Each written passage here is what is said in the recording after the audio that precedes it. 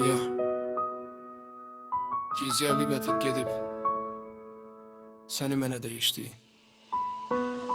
Kulak as sözlerime, belki de səhv ettim, ama en büyük səhvi sen ettin. Ben severken sen ise arkadan bakmadan çıkıp gittin. Ağlıma gelmeyen başıma geldi, seni sevirem diyenler de gitti. Sen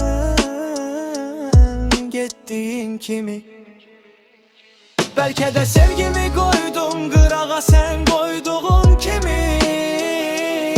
Ömürden ömür gedir ardan, bilesen ben sevdiğim kimi sen sevmedin. Ağlamağın yoktu mənası, sen idin həyatımın mənası. Kaş öləydim, görmezdim bu günleri. Yaxşı qulaq, bu cennetin sözleridir.